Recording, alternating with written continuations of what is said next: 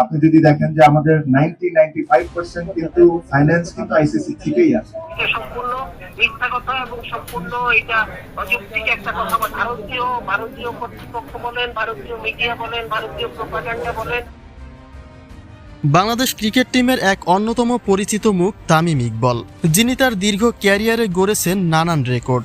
কিন্তু সম্প্রতি সময়ে জাতীয় দলকে কেন্দ্র করে তাকে নিয়ে এখন যত আলোচনা সমালোচনা। তিনি বলেছেন আইসিসি থেকে 90 থেকে 95% রাজস্ব বিসিবি পায়, সুতরাং টি-20 বিশ্বকাপ বয়কট করাটা নিজেদের জন্য বোকামি হচ্ছে কিনা সেটি বিবেচনা করে বিসিবির সিদ্ধান্ত নেওয়া উচিত। এখন প্রশ্ন হলো, আমাদের ক্রিকেট টিম কি তাহলে পুরোপুরি আইসিসির উপরে নির্ভরশীল, এবং তামিমের বলা এই রাজস্বের সত্যতাই বা কতটুকু? সত্যিকার অর্থে আইসিসি থেকে আমরা কতটা রাজস্ব পাই সেই প্রসঙ্গেই এবার মুখ খুলেছেন বিসিবির ভারপ্রাপ্ত কর্মকর্তারা। তামিমের এমন অনাকাঙ্ক্ষিত মন্তব্যে চটেছেন বিসিবি পরিচালক ও অর্থ কমিটির চেয়ারম্যান এম নাজমুল ইসলাম। তামিমকে ভারতীয় দালাল আখ্যা দেন তিনি। এরপর থেকেই আলোচনায় আসে আইসিসি থেকে কেমন অর্থ পায় বিসিবি। গতকাল বিসিবির সভাপতি আমিনুল ইসলাম বুলবুল জানিয়েছেন এটি বছরে 55 থেকে 60%। সাম্প্রতিক সময়ে নানা কারণে বিসিবির অভ্যন্তরীণ আয় কিছুটা কমলেও আইসিসি থেকে আয় কোনোভাবেই 90 থেকে 95% নয়, যেটি তামিম বলেছেন।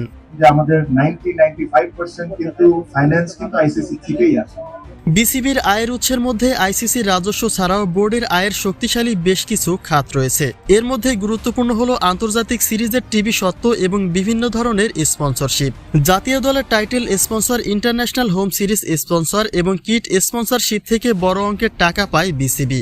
এছাড়া Bangladesh premier league, Dhaka premier league এবং ঘরোয়া টুর্নামেন্টগুলো থেকেও বোর্ডের আয় হয়। স্টেডিয়ামের টিকিট বিক্রি এবং গ্রাউন্ড রাইটসও আয়ের একটি অংশ। এশিয়ান ক্রিকেট কাউন্সিল থেকে প্রাপ্ত লভ্যাংশ এবং ব্যাংকে রাখা স্থায়ী আমানত বা এফডিআর এর সুদ বিসিবির কোষাগার সমৃদ্ধ করে। সুতরাং আইসিসি থেকে বাংলাদেশ ক্রিকেট বোর্ড একটা বড় অংশের রাজস্ব পায়। কিন্তু তার মানে এই নয় যে আইসিসির উপরে আমরা পুরোপুরি নির্ভরশীল। আর তার চেয়ে বড় বিষয় হচ্ছে দেশের সম্মান। মোস্তাফিজুর রহমানকে যেভাবে অপমান করা হয়েছে, এই অপমান শুধু মোস্তাফিজের নয়, বরং তা গোটা জাতির।